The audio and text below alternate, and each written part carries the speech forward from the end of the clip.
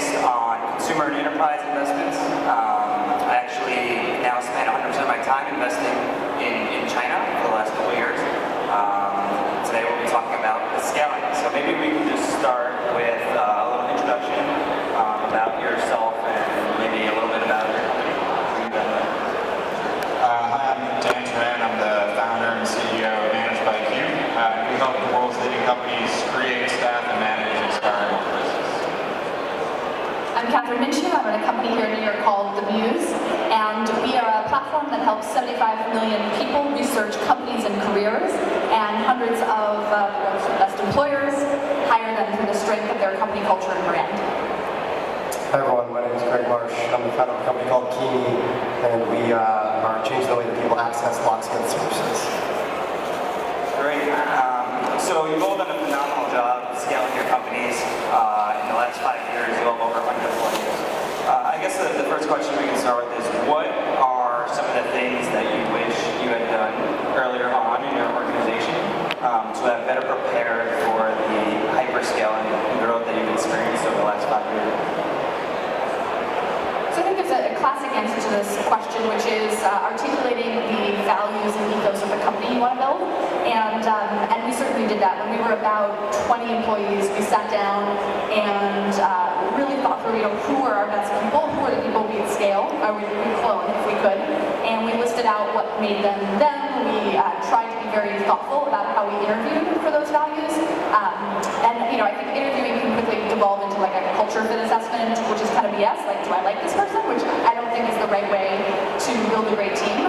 But if you have specific values that are important to you as a company, you can certainly build that into the interview process. One thing I wish we had done that we were actually just talking about a little bit before coming up here is for every value you have as an employer or as an organization, I think it can be helpful to think through, what would this value look like at an extreme? What would too much of this value look like? Because when you're in the thick of scaling, you can sometimes be so focused on encouraging certain behaviors or certain values that you can get to a point where your company is 100 plus employees and you have too much or an extreme version of those things. Most great organizations, at least some aspects, are about balance, and so that's one thing that I would definitely have done differently if I could do it over.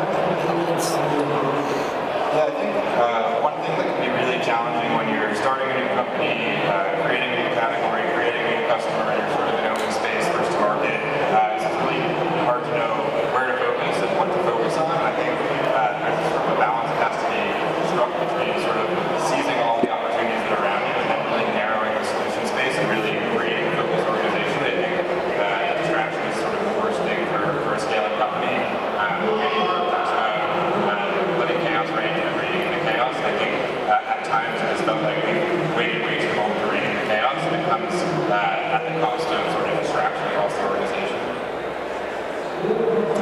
Yeah, there's a long list of mine of things I wish I'd done differently. I think people-related decisions definitely top that list. Probably the two biggest things in my mind are wishing I had hired more senior and more seasoned people earlier. I think, either you were afraid they wouldn't be able to fit your budget, or that the person was so senior you wouldn't be able to get them excited at such an early stage. And I wish I had been much more aggressive in getting those really awesome senior people, like a true VP or C-level hire, way earlier, a year or two earlier than we actually did. And I think the second thing is just being way more aggressive at turning people over, also on people. I think in hindsight, mediocre performers, I would have transitioned out a year earlier. And the way I've come to assess when is the right time to do that is, if someone would leave tomorrow and you wouldn't fight to keep them, then they probably should be on your team. But pursuing really good talent more aggressively, and also being more aggressive and turning over the team more than not full. Yeah, I'll just reiterate, both of those points, but particularly the experienced talent. We were very similar. The Muse spent 4 years in the seed stage, and I was making 40K for most. I wasn't paying myself at the beginning, and then eventually when I was paying myself, it was 40K. Our whole team was like hungry and scrappy and junior, and we raised our Series A in 2015, and as we started scaling, I think we had a little bit of this ethos, like, wow, we got this far with this hungry, scrappy team. So, yeah, we will add a few, senior people people here and there, but like we almost prided ourselves on being this place where people could kind of come and step up, and it's great to offer opportunities, and I love how many people have made huge career strides at the Muse, but when we've run into some challenges, it's often been because as an organization process 50, 100, plus people, we run into these problems that people have solved before, but if no one or not enough people on your team have been through that, you can step in some of the most just obvious in hindsight, stupid mistakes, and I really wish that we had sort of balanced, at a minimum, 50-50 experience and sort of first time, and if you're doing it for the first time as a founder, you got to count yourself in that 50-50. And I think I've talked to founders who've said like 70-30, 70% of your leadership team, 70% of people in key positions should have done this before, scaling before, and only 30%, including yourself, can afford to be kind of figuring it out for the first time. Even if you're a really fast learner, there are corners you cannot see around. And that's really, really helpful advice, and it kind of is a good lead into the next question around your role as a CEO and how that evolves over time as you scale. So you're all founding CEOs of your companies, and so I'm sure your role has changed quite a bit from when you first were, seeding the company to managing a company at scale. So the question is, how has your role evolved, and then what have you had to do to change, to adapt, to meet those new demands of scaling? Yeah, I can talk about that a little. I actually was going to say to the earlier point that the grass is always greener, because the history of managed by Keyme is littered with failed executives. Two members of my executive team are sitting in the front row laughing at me right now. But I was going to say that it's actually really important when you're hiring experienced executives to think about the stage fit, and I think actually like this kind of dovetails on the question around the CEO role. Like, it's always your job to solve the unsolved problems, and I think if you try to hire, a sales leader or an operations leader for a part of the organization that's actually not compound fit and it's not in scaling mode, it's really hard for them to see success there. I think as the CEO, I would say that one part of the role that's always the case, and this is something that Coach at Work talks about, is the role as sense maker in chief for your customers, for your team, for your investors.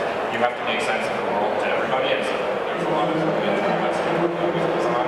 But in terms of what problem sets you choose to focus on, I think it's really thinking about the unsolved problems in the organization. So it's, if you have product market fit and you just need to scale a sales organization, unless you're a sales superstar, that's probably not the best use of time for a CEO. It's really going to where are the unsolved problems in the business.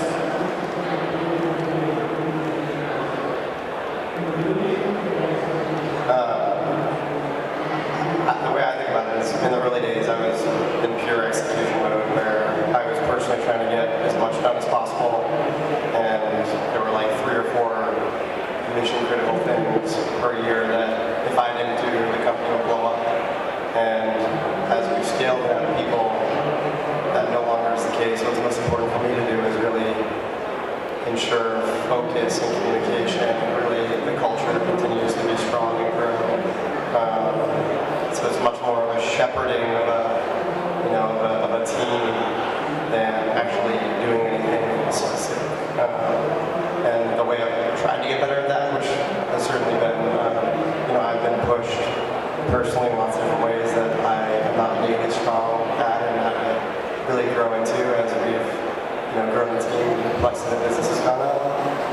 It's leaning on the board for advice and really candid feedback. I've had executive coaching, which I highly recommend. It's been both for us and our whole senior team. We've done really rigorous executive coaching, both personally as well as how we work together. So I think it's just getting data points and feedback from really legit operators to improve yourself and identify where you got gaps and get better at those. I also think one of the hardest things that changes about the CEO role as you scale is you go from making all of the decisions, or many of the decisions in the very early days, to hiring in, as we've talked about, sort of senior executives, and in many cases of empowering them to do their thing. But there comes a time when when some of your leaders will advocate for something or push for something or want to do something that is different than something that's core to how you see the business operating. And I cause a real challenge because there obviously are situations in which you hire and recruit these great people, you need to trust them to do their thing. But I've also found that anytime I overrule my gut, and sometimes it's out of a good place. We had an executive that, he didn't feel empowered in his role, and so I was like always trying to give the space and to empower. And I realized in retrospect that I took like my hands and my eyes off things that were actually really important to the business, trying to give this person space. And as I look at, there have been plenty of decisions we've made that I'm incredibly proud of. As I look at the decisions that we would consider mistakes or missteps, the ones that I made, I live with because at the end of the day, I made that call, I know why I made it. I think the hardest decisions sometimes can be the ones that as a founder, you let someone else make for you against your better judgment. And that's something I've tried to be much more thoughtful about because at the end of the day, you are going to be responsible for the wins, the losses, the good, bad, and ugly. And now if it's really important, I ask myself, does this really matter to me? Am I the person that needs to make this? And if it goes sideways, am I going to be the one that owns that? And I think that's been really powerful versus advocating that to senior execs. That's great. And just kind of building on that, if you had to pick like one process or something that you would have liked to implement early on, that would, it could be a software tool or a process to running the company. What would that be to help, make the scaling and make your job as CEO scaling a bit more easier? Come to realize that if we have structure around how we disagree with each other, it actually helps us get along better versus just trying to do things with each other. I can't think of any specific process that I think is super critical to scaling. I think to me it's all about things that are related to people and culture. And so processes inform those things, but how the team is organized, how the values are instilled, and whether they're actually impacting how people operate. Anything that impacts those to me is the most important thing. I think a process is more than it says like tactical. I don't think there's a foundation for it. Yeah, there's something you said earlier. This question of if someone left, would that be a problem? Would you fight to keep them? The thing that I thought of in terms of processes is 360s for key team members, ideally for everyone, that actually get at real feedback. Because when the company is small, it's easier to have an idea of who's good, who's not, who's performing. But as the company gets bigger, we found that because we had a very positive, motivated, sort of respect-driven culture, we also had these pockets of sort of not great performance where people sort of knew, but nobody was really saying anything. And even in some of our first 360s, it was like, oh yeah, this person's great, they work hard. And then like later you find out there's all these issues. So really asking very direct questions like, would you hire this person again? If they left, how devastating would that be for the org? You can start to get at these performance issues. And I think it's helpful to understand that most people don't want to have the hard conversation. They don't want to see a coworker let go. And so a lot of times, I think people sometimes don't surface the performance information that you need. So again, also hiring someone in HR. A lot of startups wait. We added someone, I think, around 50 employees, and that was fantastic. Just really helpful to have someone who's really conscious and thoughtful about team and people issues. And then I think we waited too long to get like an EA. There's I think a tendency as founders sometimes to do everything yourself, but when you do have someone who's taking care of some of the logistics, it can make a big difference in your ability to tackle the big questions. Great. Seems like team and people are a recurring topic here. We can move on to fundraising. All of you have raised quite a bit of money from very high quality venture investors. So what advice would you give to founders out there that are also looking to raise venture capital? We're a pretty unusual company. Most VCs do not get out of bed in the morning thinking about hardware and locksmiths. So I think for us, the key was really to storytelling, especially in the early days of the company. And I'm not a natural salesman. I think pitching and raising money is a developable skill, just like playing a sport. And got our ass kicked by a bunch of VCs where we didn't tell that story well in the super early days. And what I did is, any time we got a nose, I tried to get 5 minutes on the phone with that venture partner or whoever's leading the process, and was just super hungry for their real candid feedback. Because I was so bullish on the business. If someone gave us a no, I view that as a failure on my part to effectively communicate why this is a really exciting opportunity. And so I wanted that feedback on where I failed and incorporated that to a new pitch and kept iterating and iterating. And after getting beat up for a while, you get pretty good at storytelling, understand, where you need to improve how you're communicating and addressing concerns. And, that's what led us to be successful. And I see a lot of other entrepreneurs who are first time raising money and they get a bunch of no's and they think everyone's stupid, but really I think you have to be super open to that constructive criticism and have it impact how you communicate. I have a very, very different advice for people who are raising a seed versus raising a Series A, because those processes, at least for us, were radically different. For our Series A, I was actually very competitive. For our seed, it was like horrific. I got turned down 148 times, and I felt like I was Oliver Twist, like, please sir, can I have some more, like with my hat in hand, like running around the valley in New York City. But it was interesting. For the A, one of the things, part of it was our company was obviously at a very different place, and it was much more, I think, attractive and made sense to more investors. But a couple things that made a difference.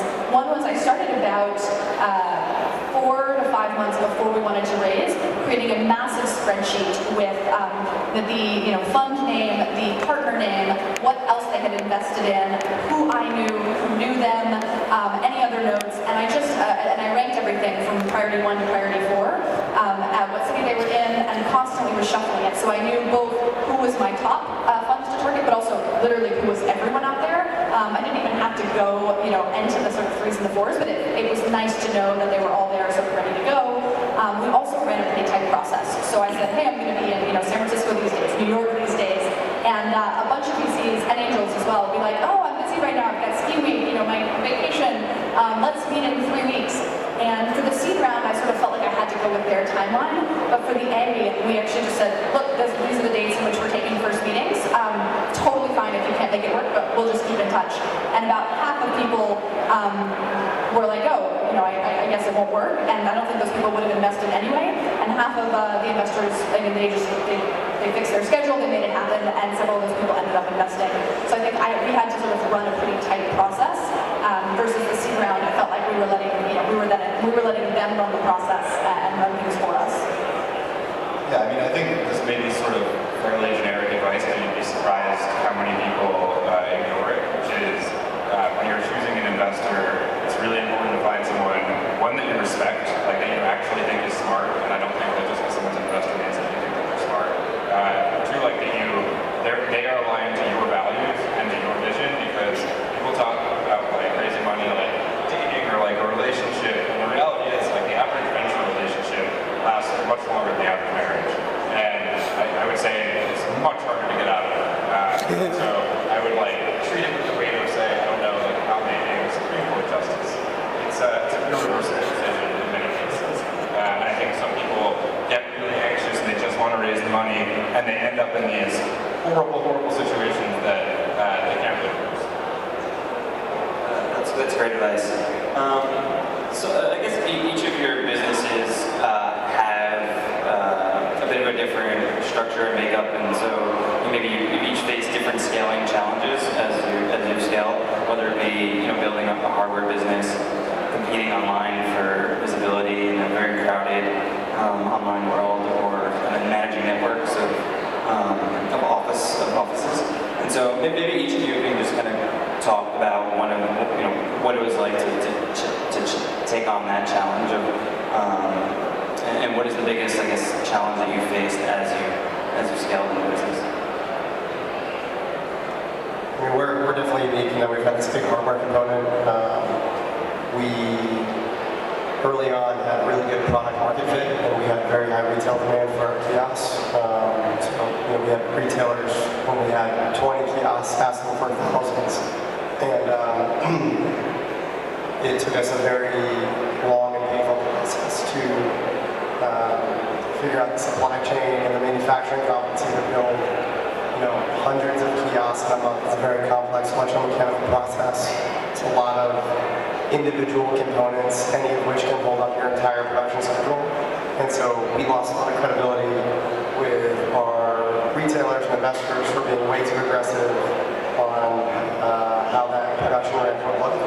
And those are kind of hardware specific comments, but for us, we lost about a year really just focused on how to figure out how to build hardware at a very high volume. So I don't know how applicable that is to the broad audience, but for any hardware tech companies, I would be really cautious in terms of how you think about scale. And a lot of companies, if they don't have a focus on quality, will push hardware that is not mature enough, and then spend all their time fighting fires instead of actually growing and focusing on the right metrics. So I think the focus on quality and making sure that the growth that you're achieving is the right growth and not just you're doing it because you feel pressure from competition or investors, but you're building the business in a way that is going to create the most long-term value. For us, competition was pretty huge. We were creating a marketplace around company and career research that not only had to compete with sort of legacy players like Monster.com, Career Builder, but also with Indeed, LinkedIn, Glassdoor, you name it. It's a space in which paid advertising was very, very difficult, if not cost prohibitive, because of how much competition there is for a lot of the classic keywords. And so we had to think about different ways of attracting users. We had to get in front of employers. This was also a time when HR tech was very unsexy. I feel like it's kind of like cool now in the last year or two, which is sort of funny because for the first 3 or 4 years that I started the business, I mean, a lot of people were just like, I had an investor pull up Monster.com in a pitch meeting and be like, what's wrong with this? And I remember thinking, like, you probably have not searched for a job in 20 years if you think that's a good user experience. But for us, we did a lot of things very creatively in the early days to build up our user base, because effectively with the marketplace, you have to create liquidity on both sides of the market. So we realized that career advice was a huge opportunity area. There was a lot of competition for engineering jobs, but not a lot of competition for how to do a technical interview or thousands of other career advice related keywords that often indicated someone was in that same mindset. And so we built up a tremendous arsenal of great career content that we now rank on. We rank on thousands and thousands of terms on Google. Unfortunately, it did mean that a lot of investors looked at us as a media company and not a sort of recruitment technology platform. I think that not everybody was able to see that as a marketing strategy and not as an end-all be-all, but it was phenomenally effective in being able to bring us users. We also didn't just put the content out there. I approached Forbes, Yahoo, a number of other publications. I said, look, we'll give you this career advice for free in exchange for links at the bottom and sort of SEO links to us. The first month we launched the Muse, we had 20,000 people come to the site. The second month, 26,000. And the third month, 65,000. And people used to ask, like, what the heck happened? And there were a lot of pieces to be owned at one point in that month. The number 1, number 4, and number 5 most popular links on all of Forbes.com. And about 40,000 people clicked through those to the Muse and then spent time exploring the site, looking at jobs, and becoming part of the community. That hack won't necessarily work. The challenge with growing traffic is that the things that work change every 6 to 8 months. But we were able to, obviously we've got to create a great product, but we were able to figure out a lot of sort of unconventional ways to get it in front of people. And then for employers, one of the reasons that we offered photo and video shoots when we went into a company's office was because it got us over that friction of saying yes. There was a lot of hesitancy to try a new technology platform in recruiting. HR is a very conservative industry. So we thought, well, what can we do that would make this a no-brainer? And offering to go in and take pictures and video of their offices, it de-risked it. Because then it was like, well, I'm paying this money, but even if I don't end up loving this brand new tech platform, I'll still get this value. And once we got customers in the door, obviously we could keep them, we could delight them, but that was a really helpful tactic for breaking in to a buyer that otherwise I think would have been much, much harder to persuade to be a customer in the very early days. Yeah, for us, I think the biggest challenge we had in scaling was just like how fundamentally hard the problem was from an operational perspective. solve. I think in a lot of ways the reason we haven't had like a ton of competition is complexity is the moat. It's a really hard business to execute, and I would recommend it to anyone. When we started out, the vision was to create this operating system for space to run real-world operations with the reliability of software. And it turns out that hadn't been done before because it was really hard. And so I would say like the first big scaling challenge that we had was, in a few short years, we built essentially a 1,000-person service company that was fully integrated with our technology, delivering super high-quality service, while also building out sort of this third-party services platform. But I would say that the human aspect of it was just probably more challenging for the first 2 years than building the software. And now that's flipped a little bit, but very, very different from, I would say, other businesses where recruiting, training, managing a large distributed workforce was really what was required for us to kind of emerge as the market leader. And now, more than half the business is delivered through a network of third-party partners who are running the business on our software. But the first problem we had to solve is to actually build the service. Great. I think we have time for one more question. One of the things that's been kind of top of mind for me, especially relevant to China, has been just the amount of funding out there and how much pressure there is on companies to scale quickly. But as you know, if you try to scale too quickly, sometimes it's hard to maintain the culture of the organization. You run into other challenges. So how have you dealt with the pressure to scale very quickly, but also balance trying to build a long-term, sustainable company? I think as we've gotten deeper into the company, I've become more comfortable, I think, controlling the growth projections of the company. In the early days, I felt so much pressure, to really just put up like monster growth numbers from investors and other folks. And I think that leads to really bad decision making. And as I become more comfortable in my role and confident in the opportunity in front of us, I really feel much more power to push back on those external pressures that might create faster growth in the short term, but really don't make sense for that kind of 3 to 5 year time horizon, which I am thinking about much more. In the early days, I was thinking, 2 feet in front of me, and that's kind of necessary in the beginning because you just need some wins to really prove things out. But I would, if I were to do it all over again, I would be a lot more confident in creating a plan with a longer vision and deprioritizing short-term pressures that are not aligned with long-term value creation. I could not agree more.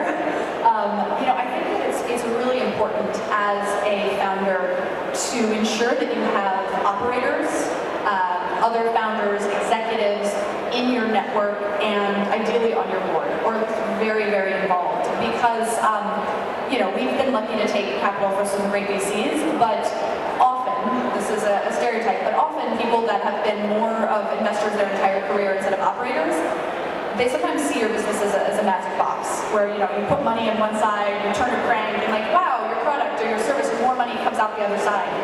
But real businesses are massively complex, and every time you scale the size of that box, things inside break, and you can't always predict what's going to break. There's so many things that happen, and so when I look back at one of the biggest things I would change, we had a year where we had insane growth. It was right after we raised our Series A, and it was like everything was perfect, and we just blew all of our numbers out of the water. It was a beautiful year, and we came into the board meeting to present the next year's numbers, and we posted what we suggested numbers that were still very, very impressive, but we kind of wanted to give ourselves that space in case things changed and things broke. Obviously, every level of revenue you go up, it becomes harder to get the same percentage increase because the numbers you're talking about are so much bigger. And I got a lot of pressure in that meeting that I ended up giving into to post numbers that were higher than what I had originally thought were right for the business. And our executive team, which I mentioned was mostly people who had not been through this before, was fired up. It's like, we can do this, we got this. But I look back and I think if we had grown at the pace that we initially wanted to, again, still very fast growth, but not the bananas fast, we actually would have saved ourselves a lot of pain and probably in some ways also been able to outmaneuver our competition in certain ways. And it's funny, I think there are people in the tech industry for whom nothing is ever big enough. I remember being in the kitchen of a very, very well-known investor around this time and saying, we grew by like this crazy multiple, and he was like, oh, that's impressive, but like the best companies are growing by 7x right now, and it's just like, that's great. One of the companies he used as an example in that kitchen conversation is now mostly dead. All of their leadership team has been fired because when you grow at a pace that is beyond sort of certain laws of business, I think you can do things to juice growth, or you focus on things to try and kind of claim that market share that may or may not be the right thing. And so I'm all for big growth, and we have been certainly very focused on that, but I think having the confidence, and you can get that confidence from others in your network, to sometimes go back and say, look, I appreciate this, and we're going to grow as fast as we can, but we think that this is the right number, this is the right level to set ourselves up for the future. I think related to the conversation before, sort of a slightly different direction on that question. I think one of the things you can do to increase the probability that you succeed through like a period of hyperscale is make sure that people are really clear on what's important in the organization, and also your culture, your mission, your values, why everybody's there. And I think to do that through scale, like you actually have to be thoughtful about how do you operationalize these things. And I think like one of the things that we do well, we have our leadership principles internally. It's used to evaluate candidates, it's used during performance reviews, it's used in our all hands, it's used in our annual awards. So we have very clear leadership principles around what are the things that we value as an organization. That in addition to our OKRs, like our objective kind of plan-based goals, everyone's aligned to what we value as an organization. I think by doing that institutionally, you minimize the chance that you have parts of the company that are totally out of whack with everybody else around what are norms and what's acceptable. Well, I think we're out of time. Thank you so much, Dan, Greg, Kathryn, for all those wonderful insights.